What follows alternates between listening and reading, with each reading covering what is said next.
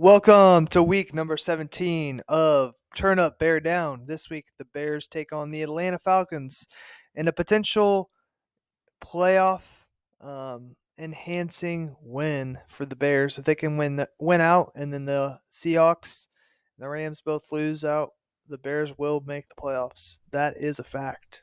That is So, not that is not the public what we believe is going to happen. So I just want that to be said. That is not the mantra. But yeah. excited to get going here. Finishing up season is it season 4 or season 5? Season 4. Season 5 is going to be next level. Tap in, guys. You guys gotta make sure you hit next year. Bears are going to be better. You know, Scott's going to be doing live reports from training camp this year, and Absolutely. yeah, he will. And Definitely going to training camp. So, all right, let's get into it.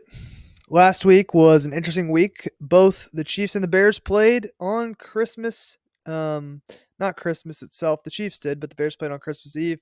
The Chiefs had probably their worst loss I've ever seen, and the Bears pulled away from the Cardinals after being up 21-0.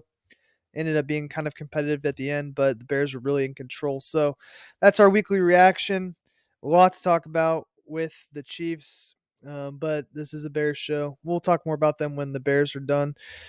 So I mean, hey, you gotta mention how well the Ravens played too. Just kind of taking it to San Fran. yeah, That the was Ravens pretty impressive. looked good, but you want to win those games in the playoffs. So we'll see what happens.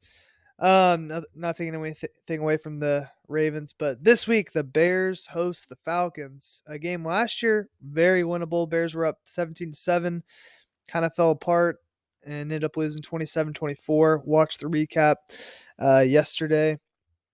And so this year, the Falcons with Desmond Ritter at quarterback, they've kind of been all over the place. It's been Ritter, it's been Heineke. Um, they're looking to take on Justin Fields, and some people have rumored that Atlanta could be a place for Fields if he gets traded.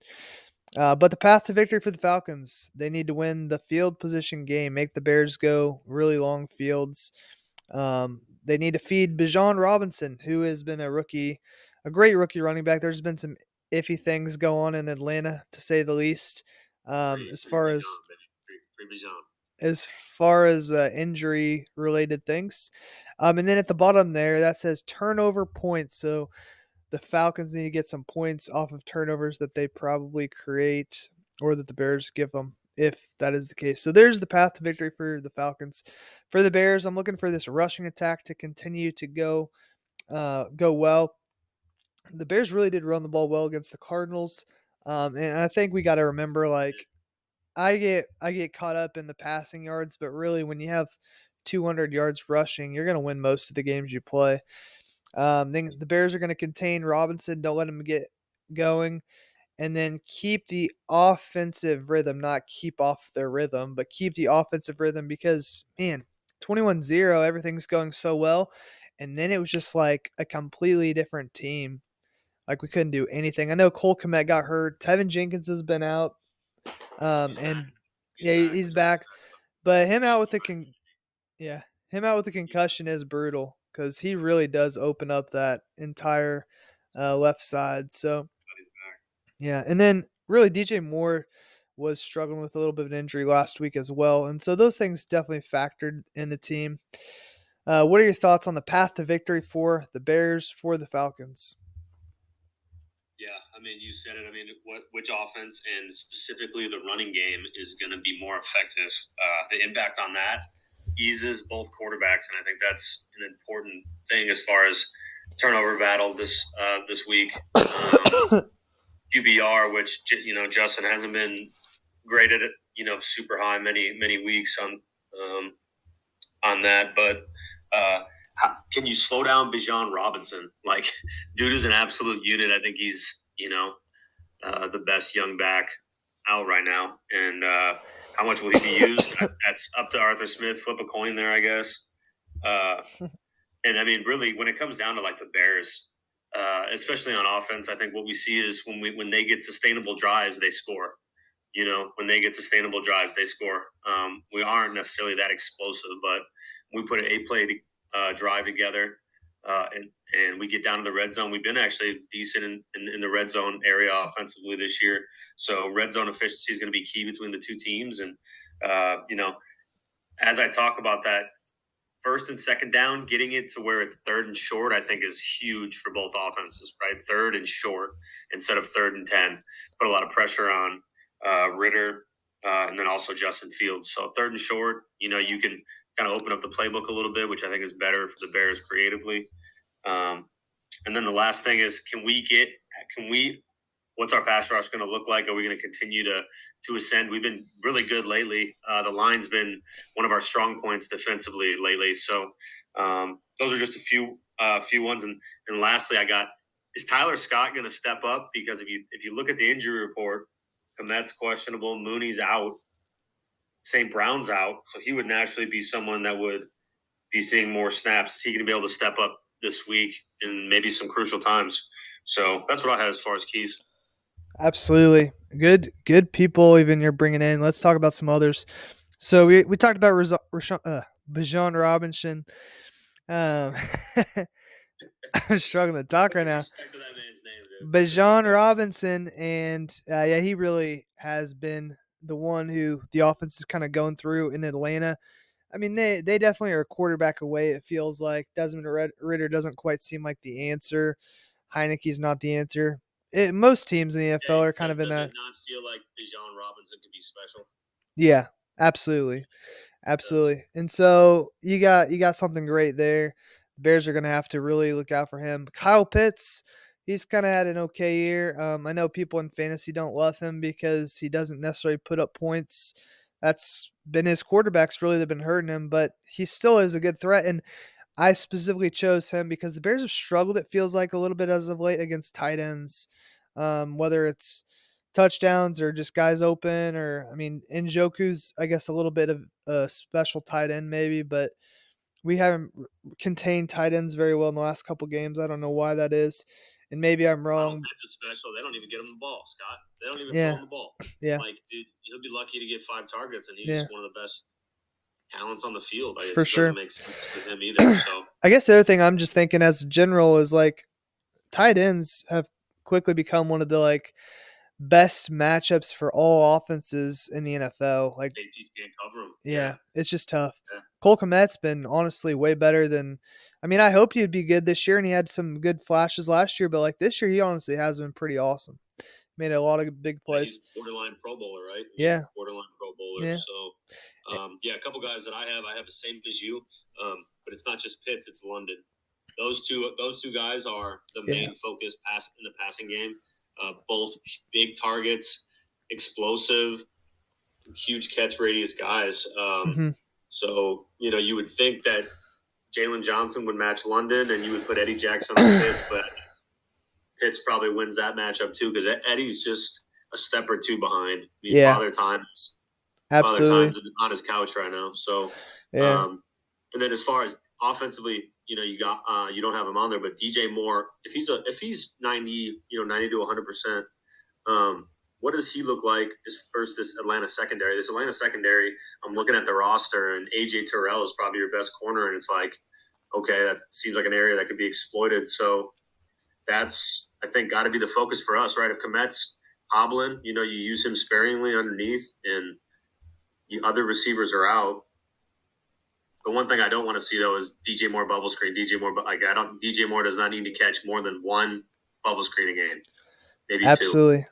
Yeah, I just thought he was a little bit injured last week, so I didn't want to put him on there. Definitely impacts the game.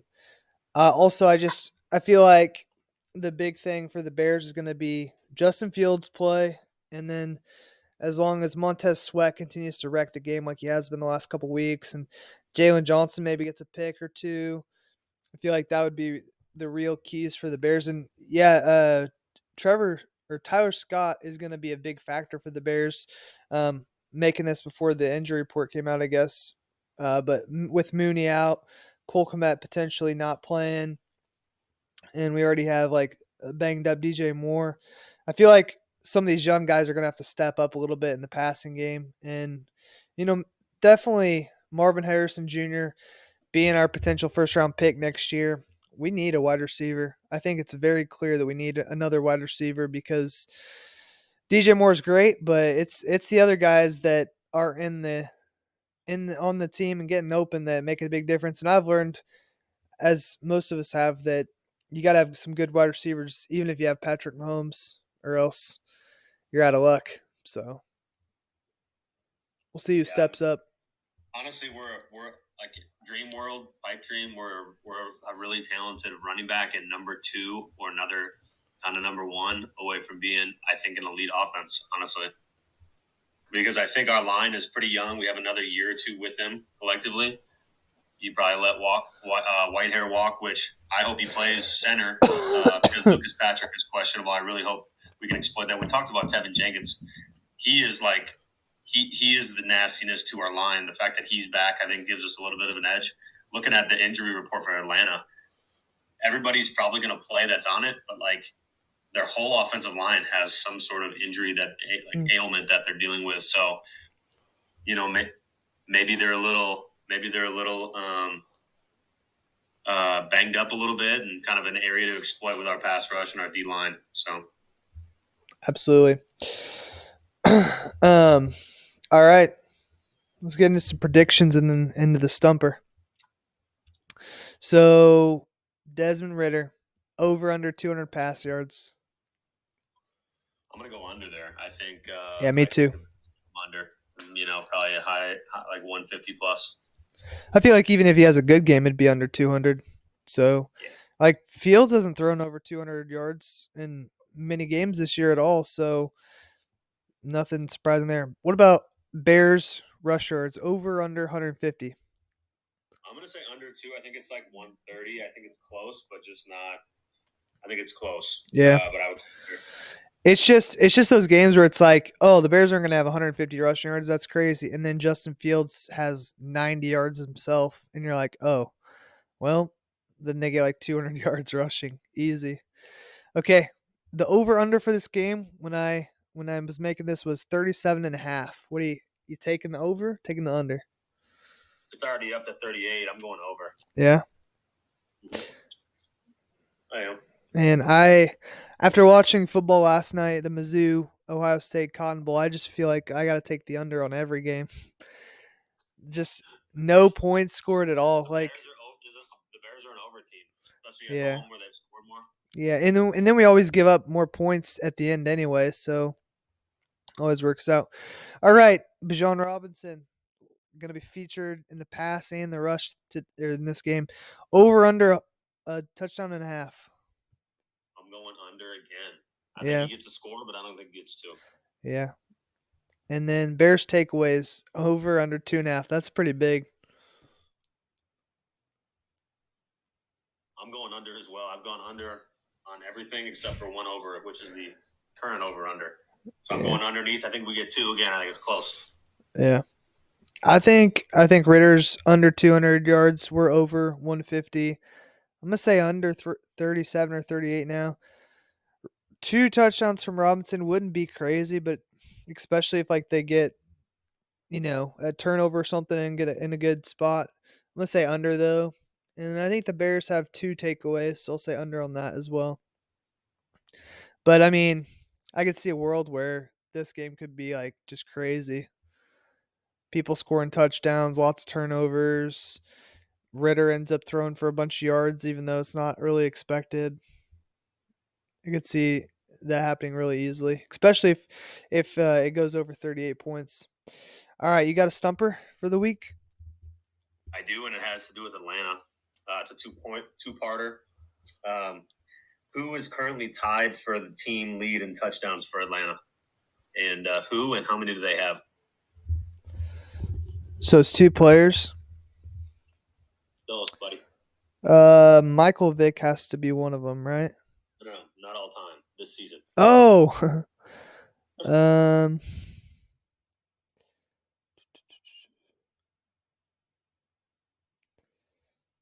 I should know this because I looked it up. It's got to be Robinson's one of them, right? Bijan.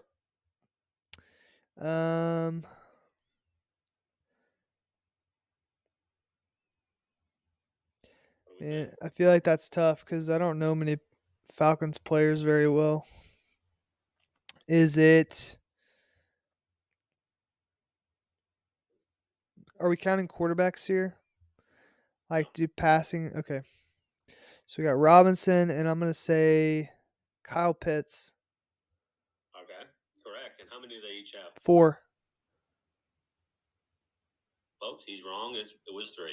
Ah, my gosh. You got him stumped. I actually looked up Falcons stats yesterday, so I felt like I had a good pulse on what that answer would be.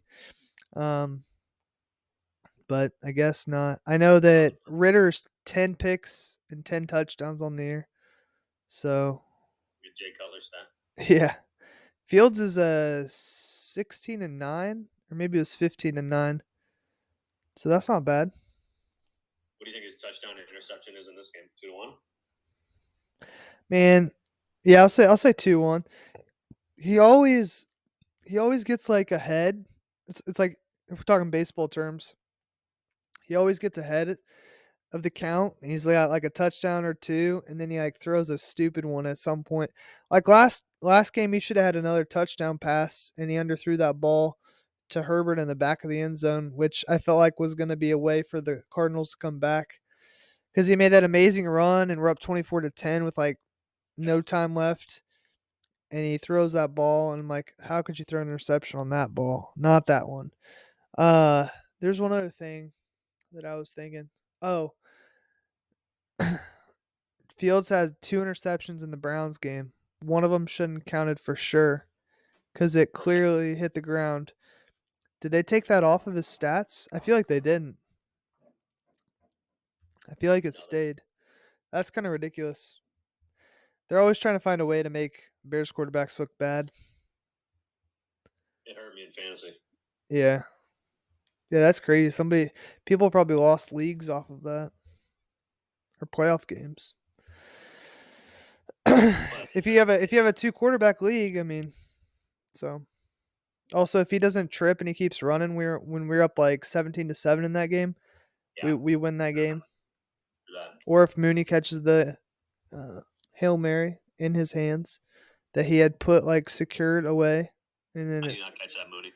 I don't Mooney know. should. Yeah. All right. But it helps our draft. It does maybe. We'll see what happens. If we end up 8-9, I mean we're kind of in the middle of it all, but we still got the number 1 pick. So, all right. My prediction, which ironically enough is going to be the over, so I guess I am taking it. Bears 21, Falcons 17. I feel like it could be close. That it also could be a blowout. I don't know. I feel confident that Bears can win this game though. Like I'm not feeling like we have no chance. And I've been feeling pretty confident the last 4 or 5 weeks that we would win the game. Ever since the first time we lost to the Lions, I felt like we could beat anybody we played. So Yeah, my prediction is 24-17. I think the Bears win again. I think we have carried some momentum, and we're at home, and I think that helps us. And I think the defense makes just enough plays to get the job done, and we win again. And we'll see what the rest of the league does. But excited to see. Maybe this is another Justin Fields game where everyone can just, all right, yeah, he's the guy. Like further his case that we can stop talking about. Because I read another report that said that Chicago believes from the Athletic that people inside the Bears believe that he's their guy, and that he's been making it hard for them to part ways with him or whatever. And it's like, well, yeah, like that's what I thought. I've maybe a little bit into last year, maybe I had some concerns, but I think this year he's played with what he has around him and the guy calling the plays. I think he is doing overachieving, I believe, right now, and just yeah, you can't tell in wins and losses. yeah. When I watch the all of the ex quarterbacks that are on YouTube, I see a lot of like them breaking down what he's doing really well, and it's usually a lot more than I thought. So, anyway, I feel like for sure he can do well. He can be the guy next year again. And if he is the guy or if he isn't the guy next year, if we don't draft a quarterback, we get some really good players instead. Where all of a sudden you could, I think we might draft a quarterback, but like later rounds, and I'd be fine with that. Like that would be kind of awesome I if don't think we need to, but we can. I mean, we have I guess we Bayesian have right now, Bayesian. Yeah, really, there's no reason for a quarterback. I believe you go. Honestly, you could go anywhere on defense, or you could go offensive lineman, not with the first overall, but the second one. And then I think you can go running back if you wanted to. You could go receiver. I just feel like you trade back and you take Maserati Marv, and then you take the next best player that's going to help your team, and then keep building on defense, keep adding some pieces, offensive line, and I would say go back in and try to get another receiver. Honestly, in the third, yeah, fourth, fifth round, don't wait till the seventh. yeah. Because one thing I will say about Fields is like thinking back to like the Commanders game and other games. If guys are open, like really open before like he's got pressure and stuff, he's able to make good plays happen. He's able to hit them. He's able to do what he needs to. Of But course, honestly, when I'm watching, it looks like nobody's ever open. Or if he like the end of the Browns game, he hit or I always get that guy's name wrong. Tyler Scott. He hit him right in the hands and then he dropped it. It was like a 25-yard pass that would have helped get us yeah, in field goal range. He did make a good play on like a play a couple later, but still, it's just like we got to have guys that catch the ball. Or even that Falcons game, like Scott missed that ball too because he didn't continue to run. yeah. So it's just little things like that we really need. And also like think about not having Tevin Jenkins or even Braxton Jones for the first 4 or 5 games of the year, even longer than that for Jones, but that was big for us playing against all the teams we did. So I think that Fields needs to play well this game because this is his home, Atlanta or Georgia. I mean, it's not there, but he's playing against the home team, and then he has to beat the Packers. I feel like if he loses to the Packers, everybody's gonna turn on him, regardless of what he's They done. could, yeah. And It's that's what I'm worried about. They could, but it just depends on how well he plays. If Jordan Love plays really well in offense, and they're dialing up on our defense. You can't blame Justin Fields in that case. So yeah, absolutely. that's how I So, feel about that. So, hey, but I'm excited for it. yep, Some other good matchups. Um, I'm really looking forward to this Detroit Cowboys game should be on fun. Saturday. Should be a lot of scoring. Is CD going to get around 100 yards? I don't know. And you also, I mean, you have some good matchups as far as Dolphins and Ravens. That's another really good game. Dolphins and Ravens, and even the Packers and Vikings. I think will be a solid game to watch. Plus one of those two teams is losing, so go I Bears. know So that's the big thing is like one of those teams is guaranteed to lose. I guess they could tie, but still, crazier things have happened. Chiefs Bengals would be a good game too. Actually, that's another good one. It's really unfortunate that the Eagles lost to the Seahawks on that Monday Night Football game. That was the game we needed the Seahawks to lose, and then everything else would have been a lot easier. But they Uh, won that one, and then they sure did. True. The pride of Lee Summit just came and yep, snatched our souls, Scott. straight out of Missouri, out of the 816. So yeah, well, that'll do it for this edition of Turn Up Bear Down. Thanks for watching, and we'll see you next week for Packers Week, Week 18. Maybe the Bears have a chance. Maybe they're already eliminated from the playoffs. We'll see. We'll see AKA you. spoiler week. Spoiler week. All right. Later.